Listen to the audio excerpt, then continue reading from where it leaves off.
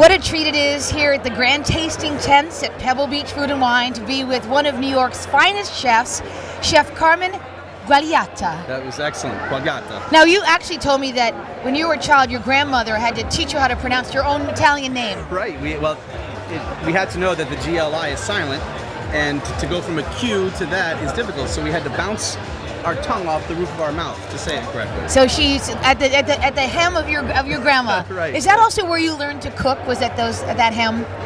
No, that's where I learned to eat. Oh, good. That's important. That's what got me into cooking. Is I just love to eat. Yeah. And I never knew I was going to be a chef until I got into a professional kitchen. And tell me about that path, because people think there's so many different ways in. Mm-hmm. Tell me yours. Well, I just got lucky. I got a part-time job in a kitchen with a chef who graduated from the Culinary Institute of America. Right, CIA. And like a lot of young people start that in my generation, I was a dishwasher. And there was a couple friends that did it with me, and we were fast and competitive, and the chef saw that, and he said, "You, tomorrow, in the kitchen." Wow. And I went in the kitchen, and that was it. I was... that was hooked. Almost 16, I guess.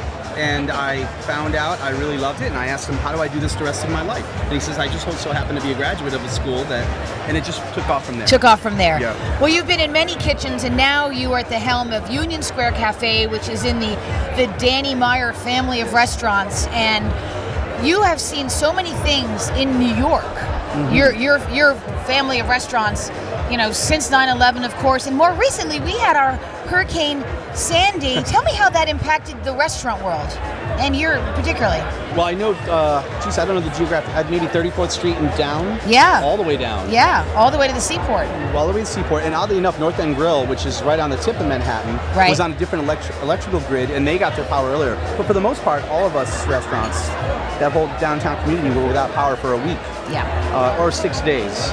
And that was interesting. It was tough to throw away all that food, and when many people need that. And well, especially in New York, when anything happens of any seriousness, the New York chef community always is the first to step up. Yes. So who came to your aid during that time? Wow. I think I have to say that a lot of power companies from outside the city is what I noticed. Union Square was the staging area for Alabama Power, and all these. Wow. And it's funny, I have this surreal memory of the guys from Alabama Power yelling "Roll Tide" as they all walked down the street. Of course. About 30 electricians, as you can imagine, burly, tough guys from the South. And I hear this "Roll Tide." I guess Alabama was playing LSU that night. Oh, That's an odd memory to have. That is. They were fantastic. Right. And Con Ed in New York was fantastic. And my crew that rode their bikes in from Queens and Brooklyn to help out, my sous chefs. And I'm sure you saw the same with your clients. Did they just all come back as fast as they could? Absolutely. We opened up on Saturday after the hurricane hit on a Sunday, Monday type of scene. Monday, yeah. And then by Saturday lunch, without anything in the kitchen, not one knife hitting a piece of food for prep until that morning. We were open for a 15-item lunch menu that day at noon that afternoon. Right. And then we continued. We were back on. Now, tell me a little bit about your plans while you're at an event like this. So many chefs, so many wineries, old friends, new friends. How do you approach this kind of a happening and as a career moment too? Right. I just think you want to represent yourself and the restaurant really well is the main goal. Yeah. And that work starts, I think, on Monday morning in New York.